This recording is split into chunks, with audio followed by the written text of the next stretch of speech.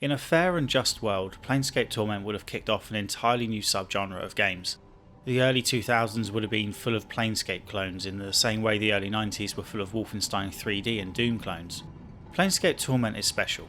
After finishing my playthrough, all I wanted to do was either play another game in the style of Planescape Torment or play Planescape Torment again. I suppose there's a bright side to the lack of successors. A lot of those Doom clones were absolutely terrible, and with the low priority given to writing in video games, I have to imagine most attempts at capturing the magic of Planescape Torment would have been utter dredge. Besides, at least I don't need to refer to this game as Planescape Torment 1999 or Planescape Torment Original to distinguish it from the inevitable mid-2010s reboot that's not a reboot but kind of is, because no one likes numbers above 3 anymore, according to a marketing team with more MBAs than years of experience. Planescape Torment did eventually get a spiritual successor in Torment Tides of Numenera, released in 2016 after being funded through Kickstarter. I haven't played Numenera yet, but it's in my list of games to cover as part of this series on Isometric CRPGs. It's number 13 or so on the list, so don't expect to see a video on it anytime soon. Speaking of watching these videos, I'm going to take the unusual step of saying that you don't need to actively watch this one. You'll be able to take in nearly all the information just by listening to this like a podcast, so if that's what you want to do, go for it. Maybe you already are. I always try and use the video format to help illustrate my points and tie the footage up to what I'm saying, but that isn't as important here as usual. There's not a lot of combat in Planescape Torment, so there's not a lot in the video either. Essentially, there's a lot of watching conversations take place. Video footage will be linked with what I'm discussing, I just don't think it adds that much this time. I'm up to episode 4 of this series now, which means I'm at the stage where you might start recognising a lot of the names from my previous videos. Planescape Torment was published by Interplay, as were the Fallout games and Baldur's Gate. Planescape was developed by Black Isle Studios, who developed Fallout 2 and had many of Fallout 1's developers on staff. Planescape was made in the Infinity engine, which was used by BioWare for Baldur's Gate. The main writer was Chris Avellone, who was involved in the development of Fallout 2, although this appears to be his first role as lead designer. Thankfully not his last. While on the topic of Chris Avellone, I want to thank him for making production documents publicly available and being forthcoming with so much information about the development process for games he worked on. Avallone's Fallout Bible was invaluable when I was putting together the Fallout videos, and his proposal document for Planescape Torment makes for fascinating reading. So much of game development is shrouded in mystery that it's a huge relief to see these documents being preserved. As with Fallout and Baldur's Gate, Planescape Torment was kicked into gear following Interplay's acquisition of a license, in this case the Planescape license from TSR Inc. Publisher Interplay already had Fallout 2 and Baldur's Gate in the pipeline, both of which looked like guaranteed hits. After all, Fallout 2 was building on the success of Fallout 1, and Baldur's Gate was based on the popular Forgotten Realms universe. Those two games therefore took precedence over Planescape Torment, which allowed Chris Avellone and his team to work under the radar a bit. Avellone has gone on record as stating that he would have actually liked a little more interference from above during production, and he mentioned the lack of stability in senior positions, with the producer role changing a number of times during development. Avallone's proposal document is an interesting read, although not always for the right reasons. The proposal for Last Rites, as Planescape Torment was initially going to be called, describes a game that would be hardcore and edgier than your typical fantasy RPG. It's possible this document is used as a template for the last 5 years worth of DC superhero movies. As I'm sure is common with video games, the proposal included ideas that had to be dropped for the final product. The floating skull companion, Mort, was supposed to have over 100 insults, but unless I got especially unlucky with RNG, he doesn't have anywhere near that many. There was also going to be a complex armour system, and you've been able to skin enemies and wear them as clothing. I never once equipped or found a single piece of armour or clothing to wear outside of accessories, so again, unless I got especially unlucky, it would appear that this system was dropped. Other parts of the proposal make for painful reading. Before getting into this, I want to make it clear that I don't particularly hold anything against Avellone and whoever else might have been involved in drafting this proposal. A lot has changed in the last 20 years, and I'm only thankful there isn't a written record of the shit I said in the late 90s. I'd also hate for similar documents to be held back from the public due to stupid stuff people did and said 20 years ago. So, with that said, one part of the proposal that I'm glad never made it into the game is the focus on the Nameless One being a babe magnet. The proposal, which was part of a presentation to upper management, remember, contains this actual quote meant to motivate the consumer to purchase the final product. Sure, you may be a fat, dateless loser in real life, but in Last Rites you get the women and respect you've always craved. The worst part for me was seeing the description of the Alley of Lingering Sighs, which was described as being alive and pregnant with the mentality of a retarded child. Like I said, it's a rough read in places. During development, the name changed from Last Rites to Planescape Torment, and the end result was a game that often appears at or near the top of people's lists of favourite RPGs of all time. It's certainly going to be on my list, although I'll need a little more time to fully process it. So why aren't there a bunch of sequels and similar games out there? Well, the obvious reason is the lack of sales. According to Chris Avallone, Planescape Torment turned a profit, but not a particularly big one. Brian Fargo said that Planescape Torment sold around 400,000 copies, although this was before the release of the Enhanced Edition, and many of those sales were at discounted prices. For context, it cost about $3 to $4 million to make with a team of around 30 people. Avallone cites the likely reasons for poor sales as the unusual setting, the story-heavy nature, and the marketing. I'm inclined to agree with all three of these. I loved my time in the Planescape world, but I have to admit it isn't all that appealing at first glance. It looks more like a Fallout game with post-apocalyptic elements mixed in with steampunk aesthetics. Bear in mind that in 1999 the pictures on the back of the box were a huge part of the purchasing decision because there was so little else to go on. I'm not convinced these pictures would have convinced anyone to pick the game up if they hadn't heard of it through other means. With regards to the story-heavy nature of Planescape Torment, I suspect this is more a reference to the quantity of dialogue as opposed to saying other RPGs weren't story-heavy. Clearly the Fallout games were for a start, and while the Baldur's Gate story had a lot of padding, it would be unfair to say the story wasn't a huge reason why people bought it. I don't want to get into one of those pretentious debates about attention spans and all that nonsense.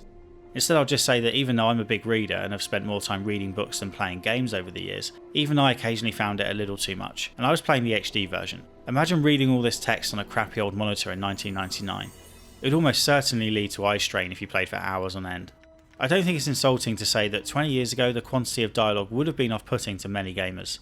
The other issue cited was the marketing, which sold the game as being weird and different rather than try to milk the success of games such as Baldur's Gate, which after all ran on the same engine. I have to wonder whether Avallone's proposal document played a part in all this. The proposal contains so much talk about twisting fantasy RPG tropes that it's easy to see how a marketing department could have got the idea to sell the game via its strangeness. I can't find any samples, but according to an article on Rock Paper Shotgun, the advertising materials around launch described the protagonist with the tagline, "A corpse with irresistible sexual charisma." That's not part of the game I played, but it is the game described in the proposal document, which is perhaps what marketing works from. Whatever the reasons, Planescape Torment didn't sell well, and therefore we never saw a sequel. Avallone had a couple of ideas, such as a first-person game in the Planescape world that ended up getting consumed by Stonekeep 2, which in turn never saw the light of day. There was also an idea for an investigative game set in Sigil, modelled off From Software's Kingsfield, which had recently been released on the PS1. Avallone also drafted a vision statement for a Planescape game that would have featured some of the characters and events of Planescape Torment but not the Nameless one. It would have focused on Dakon and his desire to unify the Githzerai and the Githyankai. Planescape Torment got another chance in April 2017 when Beamdog released an Enhanced Edition. As with the Enhanced Edition of Baldur's Gate, Planescape Torment can now be played in HD without mods and has a greatly improved UI. Beamdog had already shipped Enhanced Editions of the Baldur's Gate games and Icewind Dale at this point, but they were still teething problems with Planescape Torment. When Black Isle Studios started work on Planescape Torment, the Infinity engine wasn't fully complete, so some of the work Beamdog did converting the engine used in Baldur's Gate wouldn't work for Planescape Torment. Trent Oster at Beamdog described it as being like working on a forked version of the engine, with spells being a particular problem to deal with. I have no idea if coffee beans were an issue this time around. There are many reasons I loved Planescape Torment. The fact that it's a dialogue-heavy RPG where that dialogue was of high quality certainly played a big role, as did the significant choices you can make during the adventure, plus the lack of combat compared to other isometric CRPGs I've played in this series. The story of the Nameless One is also excellent, and the companions you meet along the way have fully fleshed out personalities and painful backgrounds of their own. However, what I enjoyed most of all is the freedom to play as a chaotic evil character without the constant nagging belief that I'm missing out on loads of side quests or contradicting major parts of the main story path. I find it genuinely difficult to play the bad protagonist role in RPGs. I discussed this in my Mass Effect video, but that game is far from the only culprit. Baldur's Gate offered companions specifically suited to those playing evil characters, and yet I still found it tough to roleplay as an evil character, while maintaining consistency with the story and getting rewards from side quests. This freedom is possible because of Planescape Torment's protagonist, the Nameless One, who, ironically, you have little freedom in creating.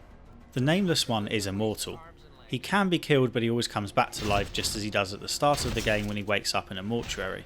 Every time the Nameless One died before you started playing, he lost all his memories, so if you want to get particularly philosophical about it, you could say that his soul died each time and it's only the body that is immortal. The Nameless One lived many lives before this one, but you don't know much about them initially. Given the state of his body, covered with tattoos and scars, it's easy to leap to the conclusion that he's been through some shit. Knowing that the Nameless One has lived other lives, some almost certainly bad, some possibly good, gave me the freedom to behave like a jerk. After all, it probably wouldn't matter much if he's going to end up forgetting everything. RPGs often give you a blank slate to create whoever you want, and yet the story always seems fixed around a relatively lawful character. If you were truly evil, you wouldn't bother progressing the main story at all, so it starts to fall off the rails. The end result is that all my handcrafted characters end up having similar personalities, namely good at heart individuals who commit tiny acts of rebellion such as stealing when it serves a greater purpose. Planescape Torment doesn't let me create a character at all, and yet I can't recall another game that gave me this much freedom to craft whatever personality I wanted. The nature of the world also alleviated any guilt I might have felt about acting harshly. Even at my most cruel, I was still a better person than many residents of Sigil, so I rarely felt all that guilty. For example, Sigil was home to the Dustmen, who sign contracts with the living in order to claim their bodies when they've died in order to use them as zombie slaves. There are also collectors who look out for and occasionally generate their own supply of dead bodies which they then sell to the Dustmen. I'd barely been out of the mortuary for 5 minutes when a woman tried to bait me into a trap by claiming that thugs had stolen her money. So yeah, I played chaotic evil and I didn't feel too bad about it. Until the final third at least, but more about that later. Sigil isn't even the worst region in Planescape. You spend time on 9 different planes in total, which the observant among you might realise is the same number of possible alignments on the standard D&D personality alignment chart. It took me an embarrassingly long time to work out that each of the 9 worlds represents one of the alignments, with Sigil being true neutral. The game eventually spells it out for you, so my only real defence to being a bit slow on the uptake is that I didn't spend much time on those other worlds. There are a few times where Planescape Torment highly encourages you to play a specific way by rewarding more XP for certain actions, although it tended to fit fairly well with my chaotic evil character anyway, and therefore wasn't a huge problem. For example, you need to get rid of a Dorbus who's tearing down a wall. I killed him, but that barely gave me any XP award. Instead, you're better off lying to the Dorbus and telling him that he should go in the house next door where he will get trapped inside and eventually die. Both acts are evil, there's little doubt about that, and lying to the Dorbus and tricking him into a slow death is the more chaotic action of the two anyway. It just felt weird to have my hand so obviously forced. However, this is me picking an extreme example. For the most part you can do what you want and get the same reward through dialogue. And that's the key thing, you can be evil through dialogue. One of the reasons I so often gravitate towards good characters is that they are often the only ones capable of resolving situations through conversation. The evil option usually means fighting at any given opportunity, which is rarely my favourite activity. RPGs often treat the chaotic part of the alignment chart as simply demanding a reward for your services. As for evil, it's all about killing innocent people. Planescape Torment lets you get a lot more creative. For example, you're often given the option to lie, which lets you say the exact same thing as a lawful good character would say, but, well, as a lie. This way you're treated as being evil or chaotic, but can still get the same quest resolution or keep things moving forward. It really is impossible to overstate just how much conversation and dialogue is at the heart of everything you do in Planescape. In fact, it's so important that it limits your flexibility in character creation. Instead of getting a random number of points to allocate, you have a set number of points and no stats can be below 9. I didn't like the randomness of the stat points in Baldur's Gate, so this is a plus point for me. Although I would have appreciated the ability to lower some skills below 9. Otherwise it's the usual assortment of strength, wisdom, constitution, dexterity, intelligence and charisma. 3 of these stats give you a significant advantage in conversation, although it's not as clear as I'd like when each is coming into play. In addition to charisma, wisdom and intelligence play a big role in letting you talk your way out of conversations or dig into conversation branches for XP rewards. Wisdom ends up being an absolute no-brainer because it provides a significant XP boost, which of course lets you level up faster. I can't imagine many players start with this stat at less than 16. I put it up to 18, but to be fair that was probably unnecessary as there are plenty of opportunities to increase it during the game. I hit the maximum of 25 fairly early. At level 18 the XP boost is 15% and at 25 it is 35%, clearly a significant boost. You'll still have a lot of points to spend after bumping wisdom. This is when I'd usually look to strength and constitution, however given that there is so little combat in Planescape Torment you don't need to worry about those all that much. While you can't choose a character class right away, I discovered during an earlier abandoned playthrough that you can convert into a mage or thief quite early on, although those are the only 2 options. Given the choice between bumping up intelligence, the mage stat, or dexterity, the thief stat, I went with intelligence because it had the additional benefit of helping with conversations. I strongly suspect most players do much the same thing, and those who don't likely regret it. The focus of Planescape's character creation isn't so much whether you're going to play as a mage, fighter or thief. After all, your party will have at least one of each eventually. It's more about getting the most from the dialogue, which is by far Planescape's greatest strength. This video would be entirely different had I dumped my points into strength and constitution instead, especially if I wanted to be a lawful good fighter. It's not that I would have hated the game by any stretch, it's just that I would have missed out on loads of conversation options due to my stats, and would have had to resolve situations in less interesting ways. I couldn't always tell whether it was the intelligence or wisdom stat at play, but one or both of them were helping me out a lot. To be clear, I'm not exactly complaining about this lack of choice. It worked out great for me. I had a build perfectly suited to getting the most out of conversations, which is exactly what I wanted. And when I did need to fight, my intelligence was high enough that my powerful mage could deal with it. If you've been following this series on Isometric CRPGs, you've probably noticed that I've been playing it safe by creating, let's say, straightforward characters. I've not exactly been taking a lot of risks. You also likely noticed that I was terrible at using the spellcasters in my party. For the most part, I put this down to being new at D&D. There's a hell of a lot to take in, and Baldur's Gate throws everything at you. Within an hour or two you have a full party of 6 with clerics, mages, priests, thieves, bards, fighters, space hamsters, etc. I had enough trouble keeping track of the main protagonist, let alone a party of 6. That's not to say I couldn't have done more to learn spellcasting during my Baldur's Gate playthrough though, I'm just explaining the reason, not giving an excuse. In Planescape Torment I played as a mage and therefore took much more interest in spellcasting. One of my major goals for this series is to learn something from each game and improve as a player, and that definitely happened here. It also helped that the companions were introduced gradually. I had time to learn how to effectively use each one before a new companion class joined up. It took me until roughly the 25-hour mark to have a party of 6, and there are only a total of 7 to choose from. You also get to know each companion better on a personal level. The character depth in Planescape's companions blows those of Baldur's Gate out of the water, and a couple link nicely into events of the main story. It's not just the nameless one who has a dark past. Every one of your companions is haunted, or tormented I suppose, by past events. You meet Mort immediately after you wake up. In addition to providing a lot of the comic relief, Mort is also one of the most overpowered companions I can remember playing with. Despite being just a skull, or perhaps because of it, Mort is a great tank. He can take a lot of damage and his special move is a taunt. This makes a mockery of nearly every combat encounter where you go up against just one enemy. All you need to do is have Mort taunt the enemy and then move him behind the rest of your group. The enemy won't attack anyone else and can't reach Mort, so you can just swing away until they're dead. If there is a group of enemies, you can still send Mort out ahead, have him taunt one enemy and then lure him back to your group. I did this a lot in one of Planescape Torment's few challenging combat encounters. It gets tedious as hell eventually, of course. I continue to struggle with the distinction between legitimate battle tactics and cheesing enemy AI. I'm pretty sure I've said that in about 3 videos already. Dakon is a Gith, specifically a Gith Zerai. He carries a magical blade made of Karak that changes shape based on the user's will. However, it only works if the owner knows the teachings of Zerthamon. No in this context is like no with a capital K. Dakon lost his faith, however a previous incarnation of the Nameless One helped him restore it. You can even come to know this faith yourself by interacting with Dakon's Circle of Zerthamon. If you have high enough intelligence you can even exceed Dakon's own knowing of the faith. Then there's Fall from Grace, who is a contradiction in terms. She's a chaste succubus, a Tannerai who was sold by her mother to the Bartazu, the Tannerai's enemies. After suffering in captivity she escaped and formed the brothel for slaking intellectual lusts. While the Tannerai are from the plane of evil and chaos, Fall from Grace absolutely refuses to use any weapons, although she can kill people with a kiss. Anna is a touch disappointing. Her torment is her love for the Nameless One, but I was never able to get much background on this or talk to her about it. She's in love with an immortal and that's about it. There's already a love story in Planescape Torment, so to have another one that isn't all that fleshed out feels like a waste. The most interesting part of her character is her complete refusal to engage with Fall from Grace, despite the latter being nothing but nice to her. Anna doesn't trust the succubus at all, and that never seems to change. Nordum is probably the only character on my team who didn't have a deep dark past. He feels a bit like a bonus character anyway, and he'd probably be a pre-order bonus in a modern game. To find Nordum you have to first buy a mysterious cube from a shop, and then take that cube to some robotic creatures called Modrons who tell you that the cube is actually a model Modron. After fiddling around with it a bit you get teleported inside the Modron cube and basically become a dungeon master of sorts. It's one of the many ways Planescape Torment makes little jokes out of fantasy RPG tropes.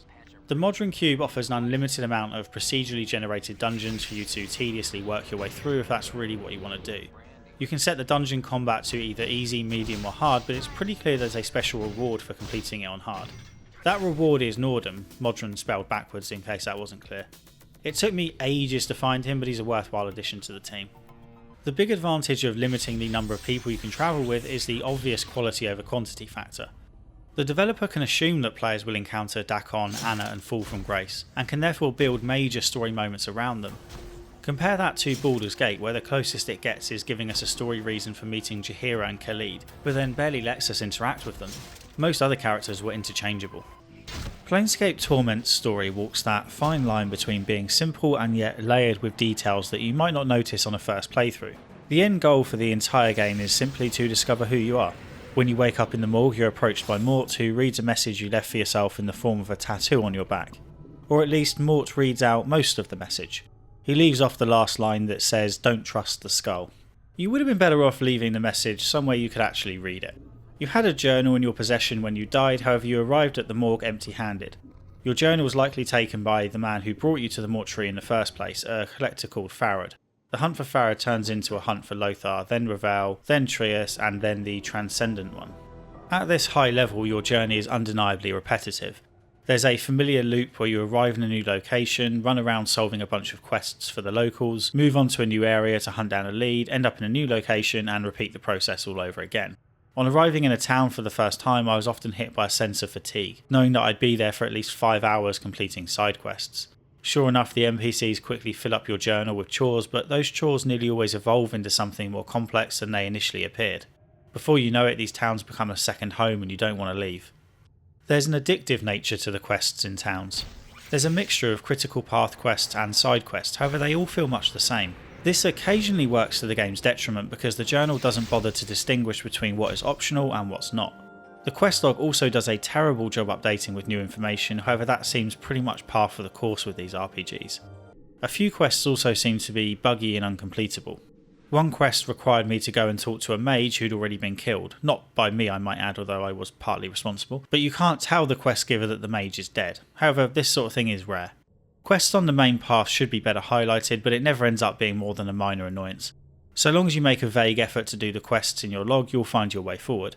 It's hard not to. In fact, the entire experience can become quite addictive because you're never more than a few minutes away from progressing something.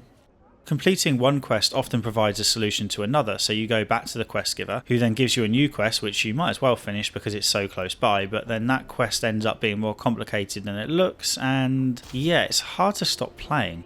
Going countless hours without any combat made for a refreshing change after Siege of Dragonspear, although the constant dialogue boxes did outstay their welcome a few times, especially when there was clearly a correct answer to reach somewhere under multiple conversation trees before getting to the end.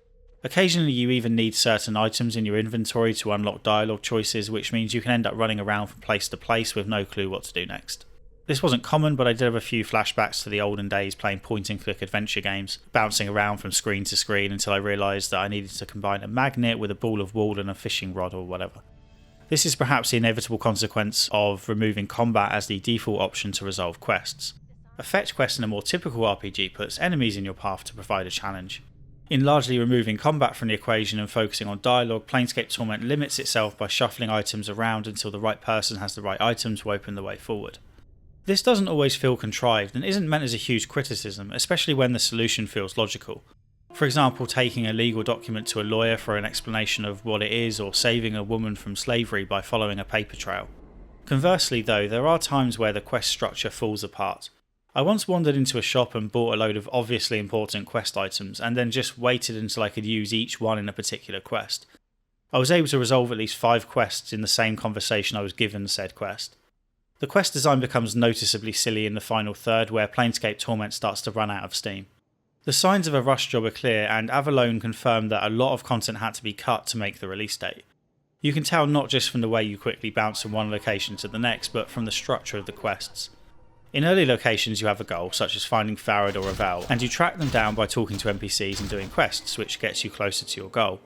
For example, to track down Ravel you need part of her, which you can get in the form of her daughter's blood at the brothel, but not until you've completed a few other quests there. You won't even know you're on the right path until you've completed 3 or 4 quests. It's only your natural curiosity that reveals the solution. Or there's the questline near the beginning with a woman called Old Mabeth who can train you to become a mage, but only after fetching 3 items for her. In true RPG fashion, she gives you 1 request at a time, so you keep trekking back and forth between the same spot to buy items for her. The nameless one even remarks on how annoying it is that Mabeth didn't give him the entire list up front. In the end, Mabeth's list was merely to impart a series of lessons that you need to be an efficient mage.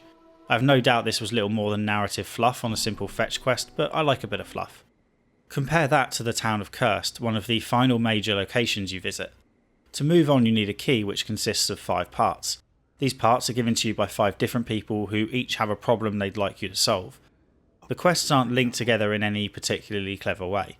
You just need to do 5 trivial things for randoms. There's no fluff. One of my favourite moments in Planescape Torment is the ending. I wouldn't describe it as a twist or surprise as such, but it recontextualises what came before in a way that makes you want to play through the entire thing again. For those of you who haven't played Planescape or played it a long time ago, I'll give a quick recap of the key story moments that play into this ending. All you know upon leaving the mortuary is that you need to find someone called Farad because he's probably stolen the journals that can tell the Nameless One about his past. Farad collects bodies and sells them to the Dustman. When you finally find Farad, he makes you go and collect a bronze spear before helping you hunt down your journals. Once you've done this, he introduces you to his daughter Anna, who was the one who found your body the last time you died. She also happens to be a capable thief and will join your party. A sorcerer called Lothar tells the Nameless One that a hag called Ravel is the reason for his immortality. Ravel is trapped in a maze by the Lady of Pain, and the only way to get there is by using a piece of Ravel herself to activate a portal. This is where one of the girls in the brothel gives you some of her blood, which you can use in the portal to access the maze and find Ravel. I've breezed through this, but that was at least 20 hours of game time. It's at least half the story, if not more. Just before going through the portal to speak to Ravel, I listened to a conversation that made me regret my decision to play a chaotic evil character. Not because I reached an encounter that didn't give me satisfying choices to stay in character or because it put a roadblock in the way. The Nameless One changed because of my own guilt. In the Clerk's Ward you can become a member of the Sensate faction and interact with the sensory stones. One of these stones is a memory of a conversation between a previous incarnation of the Nameless One and Dayanara, a woman that we know the Nameless One was in love with at one point. Or at least we thought he was. The conversation shows the Nameless One expressing regret at putting Dayanara in danger, but pledging to protect her with his life. He's lying. We know he's lying because we feel his emotions as he talks. He thinks she's pathetic and resents her for her stupidity. He needs her for his mission, but he doesn't care for her. She doesn't realise this. We know she doesn't realise this because we also experience her feelings during this conversation. She does love him. She'd do anything for him and has no idea she's being lied to and abused. Your version of the Nameless One wants to interrupt the conversation, to tell her to run and not look back. But of course you can't. All you can do is let the conversation play out as she tells you about a legacy that she left with her father. Not only did this previous version of the Nameless One abuse Dayanara for his own ends, but in a way so do you, because the information about her legacy helps you progress. The experience of feeling the two conflicting emotions was so intense that the Nameless One ended up in tears, regardless of how chaotic evil your version of him was. At this point I decided that the true nature of the Nameless One was not evil. Somewhere deep down, the appalling treatment of Dayanara at his own hand disgusted him to his core. It was time to change my ways. I still ended the game as chaotic evil on the official alignment chart, mind you. When you do cross the portal you meet Ravel, who asks the question that by now is somewhat infamous. It might be familiar even if you haven't played Planescape Torment. What can change the nature of a man? However you answer, Ravel compliments you for choosing an answer that you believe to be correct. She kills those who try to come up with a smart-ass answer that they don't truly believe in. Ravel reveals that the original Nameless One, when he wasn't nameless presumably, asked her to make him immortal. She did so, but the spell was flawed, which is why he loses his memory each time he dies. Ravel states that so long as the Nameless One still lives, so does his mortality. It's out there somewhere going by the name the Transcendent One. Ravel doesn't know where to find the Transcendent One, so she tells the Nameless One to go and hunt down a fallen angel called Trius. You help Trius by getting his sword, but he deceives you. Trius takes over the city of Cursed and moves it into the chaotic plane of Carcerai. Cursed descends into chaos. The more you help resolve this chaos, the weaker Trius will be by the time you reach him. I did a fair bit, which meant the eventual fight with Trius was quite easy. Your journey ends where it began, in the mortuary. To access the Fortress of Regrets and confront the Transcendent One, you must write down your biggest regret and step through a portal, where you are greeted by 3 former incarnations of yourself.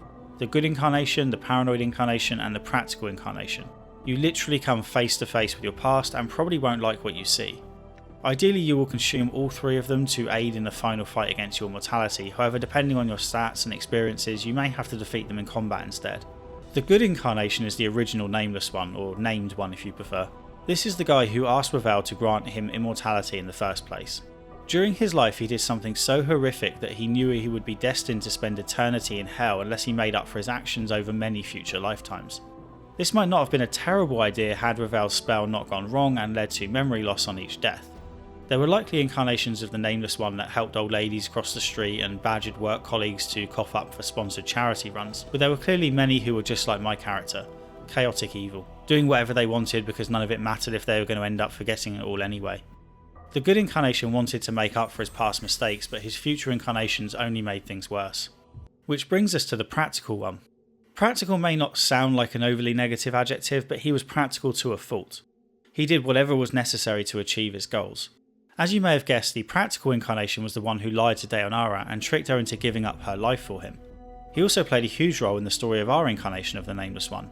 For starters, he is the reason you have Mort by your side. He took Mort from the Pillar of Skulls, believing that Mort's knowledge would help, except Mort promptly forgot everything useful after leaving the Pillar. The Pillar of Skulls is where you end up if you tell a lie that ends in someone's death. Mort was guilty of this, having lied to the original Nameless One, which led to his death. The practical incarnation is the one who got the tattoos that cover his body. There's also a weird loop with the bronze sphere. The practical one wanted it and made Farad get it for him, but Farad then tricks you into getting it for him. And then there's the situation with Dakon. The practical incarnation needed Dakon because of the power of his blade, except as I mentioned earlier, Dakon's blade no longer worked because Dakon had lost his faith. The practical incarnation therefore created the Circle of Zerthimon and used it to trick Dakon into swearing a lifetime of allegiance. That's why you were able to learn more from the Circle than Dakon, and I'm sure there's a lot more he did that I would notice on the second playthrough.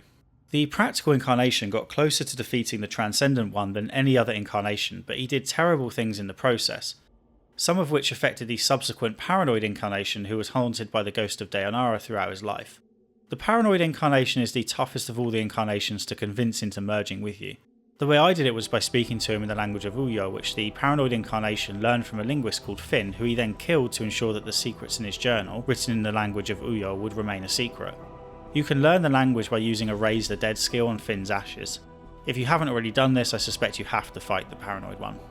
After either merging with your previous incarnations or killing them, you face off against the Transcendent One, your mortality. The encounter starts with him killing all your friends. There seems to be quite a few ways this can play out from here. You can fight your mortality one-on-one, resurrect your friends and then fight him, kill yourself which in turn kills your mortality, or convince your mortality to join with you so that you can become mortal again. I'm sure there are others, but those are the ones I found. You'll only be able to kill yourself if you have the Blade of the Immortal, which is a weapon you could easily miss during your adventure. You need to access the Siege Tower while in the lower ward, which you can only do if you know how to access the portal, which you can open by standing on the nearby bridge and thinking about not accessing the portal. Anyway, once inside you can ask Coke's Metal to make you a weapon and he gives you the Blade of the Immortal, which as the name suggests is capable of killing an immortal. You can't use it until you're outside the 9 planes, which you conveniently are at this point. The sheer number of ways this ending can play out reminded me of Fallout 1's confrontation with the Master. You almost have to go out of your way to end with a battle, which is a perfect representation of the entire game. I also managed to answer the big question, what can change the nature of a man? Well, whatever you believe can make you change will do so. Okay, so it's a bit cheesy, but any answer is going to be somewhat disappointing. Likewise, the Nameless One can discover his real name if he still has the bronze sphere in his inventory. I didn't, unfortunately, but you, the player, never find out what it is, nor do you find out the big sin that the original Nameless One committed that drove him to seek immortality. I doubt even Avalone knows the answers to these questions, and there's little point worrying about them. Some mysteries are better left as mysteries. However you defeat the Transcendent One, the Nameless One ends up in hell in the midst of the Blood War. He grabs a weapon and walks towards the battle. The Nameless One committed a multitude of sins during his many lives. He's where he belongs, and given the look on his face as he walks towards the battle, he is finally content with that. If it's not already obvious, I highly recommend playing Planescape Torment. Of the 5 games I've played so far in this series, this is the one I can recommend with the fewest caveats. Story-wise, it might well be better than Fallout 1 and 2, and it's certainly easier to play than those games thanks to Beamdog's enhanced editions. Avalone wanted to make a game that turned fantasy RPG tropes on their heads, and he succeeded. There are small touches like the brothel being devoted to intellectual lusts instead of the more traditional kind. With far less combat than typical RPGs, you rely more on finding information than just building up your level and stats. There are none of the usual elves, dwarves, halflings and the like. The angel lies to you and death helps you progress. However, my favourite twist on fantasy tropes involves rats. You're probably fairly familiar with the rat trope in RPGs. They're often the first enemy you face and are used to tutorialise the combat. The trope was well established even 20 years ago, and Baldur's Gate included them with an aggressive nod and wink towards the fourth wall. Planescape Torment goes a lot further. The first real dungeon-like area is called the Weeping Stones. I walked in and saw a lone rat. I went to attack the rat, but it ran away and kept doing so every time I got close. It was leading me into a trap, the trap in this case being a lot more rats. Any given rat by itself is weak as you'd expect, but when they're in a group their power amplifies and they're capable of casting spells and can absolutely decimate you in seconds. It was a brilliantly executed twist on expectations. There aren't many caveats to my recommendation, however there's one potentially major issue I want to highlight. Unlike the Baldur's Gate Enhanced Edition, Planescape Torment does not come with a story mode. This is simultaneously a little baffling and not that big a deal. With a game as story focused as this one, a story mode that lets players focus on soaking up the story seems like a bit of a no-brainer inclusion. Planescape Torment already relegates combat to a side activity that can be ignored for hours on end, and when you do get into a fight it's not particularly exciting. I managed to get some enjoyment from it because I was learning how to play as a mage and to pick up more D&D experience.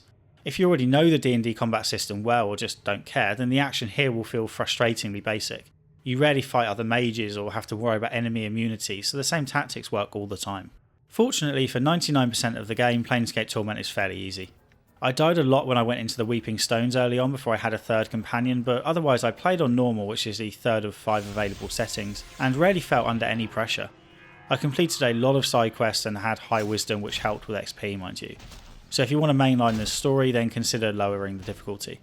Still, if I can manage normal, then you surely can too. The death mechanic also helps. When the Nameless One dies in combat, you start again at the entrance to the area you were in, and your progress is carried forward. In other words, except for the need to travel back to where you were when you died, there's no death penalty. The enemies you killed stay dead, and the ones you injured stay injured. In theory, you can keep going back to an enemy, doing 1 damage, dying, going back, and repeating until the enemy is dead. The narrative explanation for this is that the spell Reveal cast on the Nameless One is getting weaker, and that's why you can keep his memories after death now. I see this as the developers accepting that combat is not all that important to the experience. Planescape Torment doesn't care if you suck at the combat side of D&D. In that respect, the entire game is almost a story mode. Except there's that other 1% or 0.1% even. Actually, it's literally just one fight. Right before the final boss encounter, you go up against Valor, or at least I did. It looks like you only face him if you are in the evil alignment.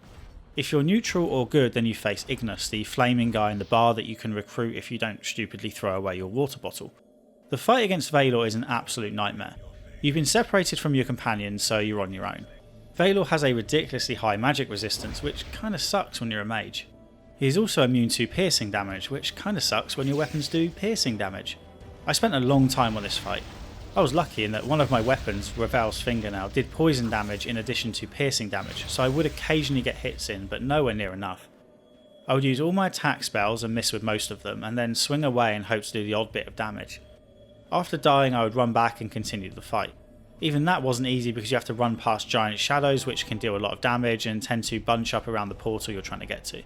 Eventually I surrendered the tiny bit of pride I have left and turned it down to easy. This drastically reduced the amount of damage dealt by Valor, and I had plenty of potions to keep myself alive when I was hit.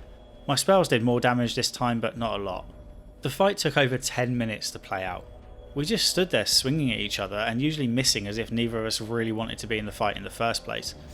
It was ridiculous, and worst of all, it meant I hardly had any spells for the final fight against my mortality, which fortunately wasn't that tough. I'd hate for other players to get so close to the end of the story only to fall at this somewhat unnecessary hurdle. As is often the case with games like this, if you know what's coming up, then it's easy to prepare for it. I'm sure we've all seen those condescending posts where people say things like, "Don't blame the game for your own mistakes, you should have picked up the Sword of Death after killing the Wyvern in the Cave of Light and giving it to the blacksmith in the Dark Plains, who would have repaired it in exchange for 3.14 yellow gems of power. You should have then given the repaired sword to the merchant outside the bar between the hours of 9 and 11, who would reveal that the hilt has a special stone inside that you can attach to the Necklace of Faith, which will then turn you invincible when facing enemies dressed mainly in black on the first Tuesday of every month." God, gamers just need so much hand-holding these days. There would probably be a couple of LMFAOs in there as well, even though you know the person typing it is really angry and certainly not laughing. Where was I? Oh yes, so yes, you could prepare by having a weapon that does a damage type other than piercing, assuming you know that in advance. Or you could not be a mage, but it's a little harsh to make such a huge decision based on one fight. Perhaps I should have just put more stat points into strength, but that didn't fit my class type at all, and like I said, nearly every other fight was fairly comfortable. Maybe my character level wasn't high enough, but that also seems unlikely. From the very start of the game I had wisdom almost as high as it could be. I completed nearly every side quest I found, and from a quick glance at a guide it doesn't look like I missed many.